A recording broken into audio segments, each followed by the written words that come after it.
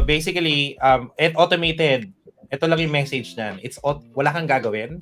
These products will trade for you. Okay? Kung naglagay ka ng 500, you live it after the 4 years, that's it. That's the performance of Izanagi, 1 to 3% per month. Kung lagay ka ng $500, that's it, 5 to 7 a month with Bidikila, with higher risk. Pero the message there is, it will not stop there. You need to learn how it works.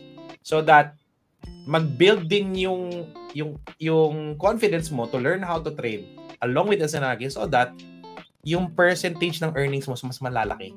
Okay. Mabibili mo yung mga gusto mo sa buhay, makaka-withdraw ka, makakapagturo ka mag-trade, and maraming career out of that. Quick question lang bro sa'yo.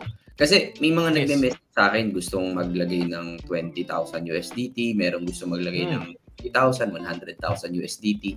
Now, yung performance ba ni Izanagi is same dun sa maglalagay ng 500 or may adjustment? Same pa din? Same. Very same. Very same. Okay. So, I'll give you lang the monthly returns niya, which is this one. Sorry. At least malinaw. Yes. Kung yung $500 nila will earn 2%, the 1 million will also earn 2%. Gano'n. Hindi siya yung tipong parang yung 3,500 is same ng income ni 1M. Hindi gano'n. Kumbaga, let's say 2% ang 2% ang kinita ni Izanagi ng isang buwan or 3% ng 500. Pero pag ang nilagay ko say is 10 million pesos, bro, ang income ko next month 3% ng 10 million. Ganun siya. Yun na, malinaw. So, ibig sabihin, for example, last year, ito yung average percentage natin eh. Ito guys, I want you to grasp the picture last year. Last year, andyan yung crash, andyan yung namatay yung queen. 2022, nandyan yung pandemic. Diba? 2021, nandyan yung pandemic.